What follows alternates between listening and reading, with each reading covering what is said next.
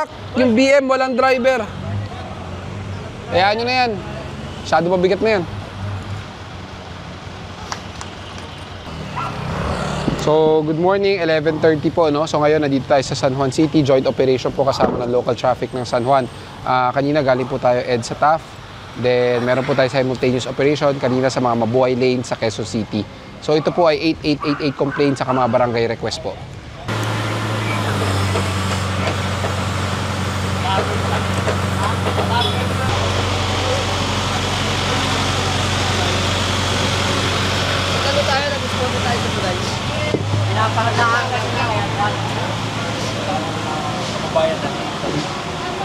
Ako po, marami dito sa Ihasinto.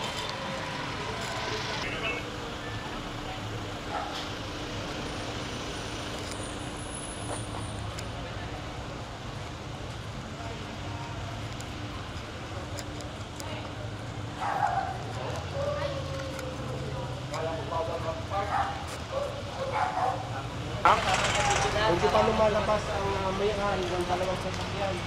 Unahin nyo na yan, mas nakakasagabal yan eh.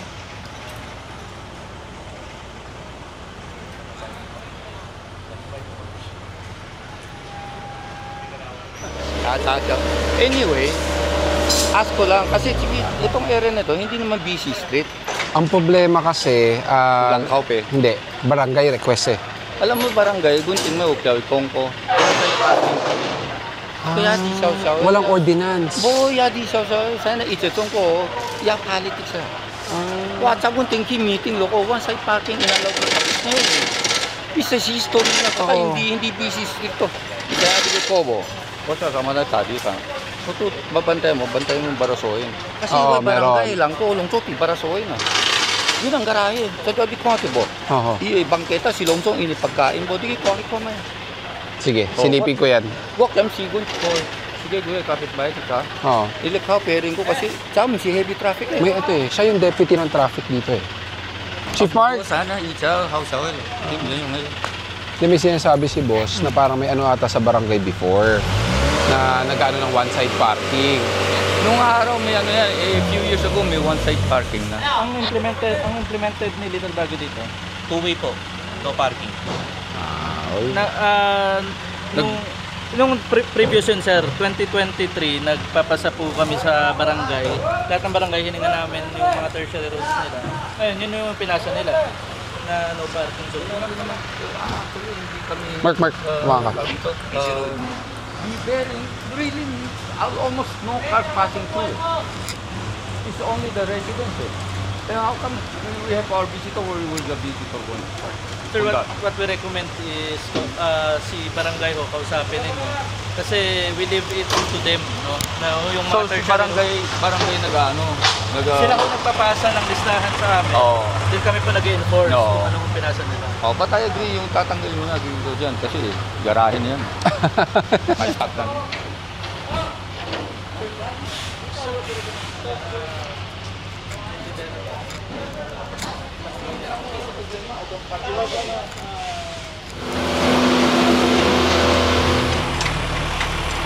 Aikar, layas, balik agad ha.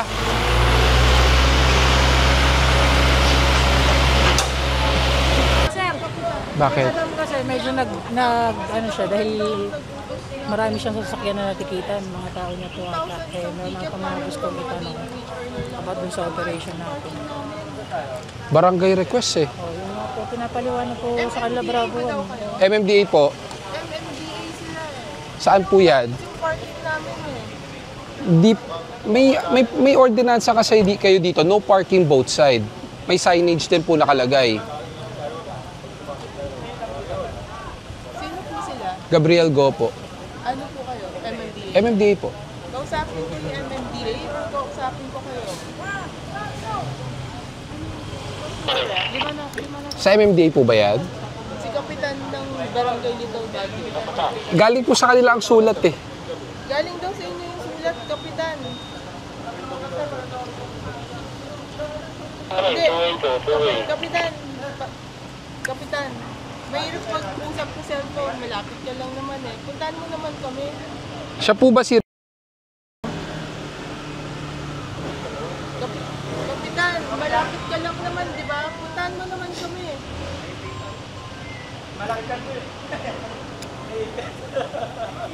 Pero kayo yung nakapirma nung pinapakita niya, kayo yung nakapirma eh.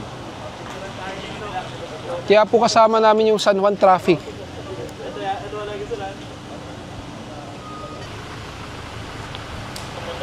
Ano ba nauli sa akin? Marami. Lahat ng sasakyan na nakapark dito. Tow na?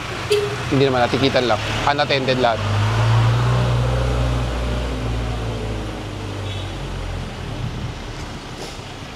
Ilan po ba ilang sasakyan na nakapark? Okay, okay.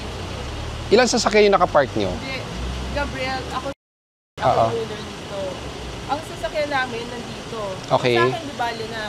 Pero yung sa tao ko, huwag niyo namang huliin. Ang problema, Bigyan niyo na lang ng warning. ang problema po kasi, when we implement, we have to implement even the sidewalk. So this is part of the sidewalk, so Okay, bawal so po. we apologize. We do not know.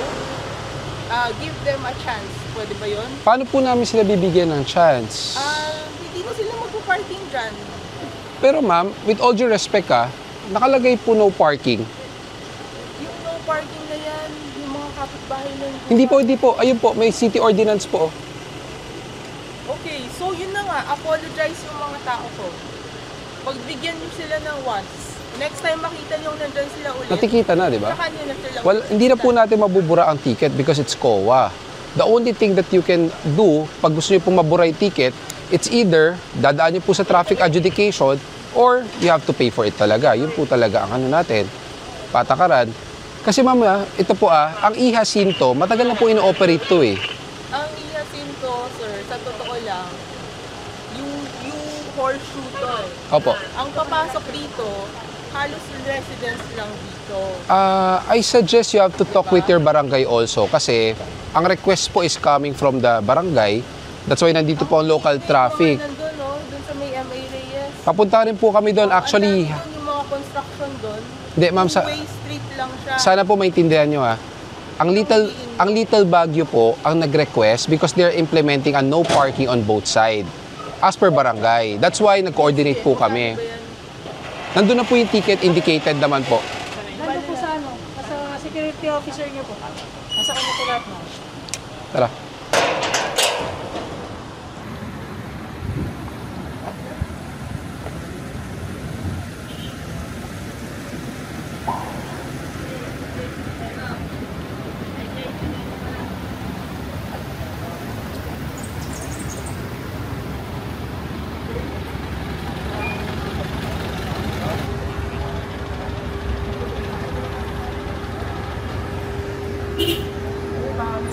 Lang po namin ang request. Every sir, minsan once a month, pinakahuli. Tapos after a few months, ganyan na naman, nakapark dito. Lalo dito, Laki po hindi ka. na kami nag-complain eh. Kasi, Laki po kasi ng Metro Manila eh. Ba't andyan naman po yung local? I mean, sana consistent lang. Kasi Opo. hindi namin alam kung matagal na kami dito. Pero sir, may signage po. Hindi, kasi nga, wala naman talaga nahuhuli. Kasi lahat dito nakapark lang. So, I don't know. Yun lang yung sa amin. Sige po.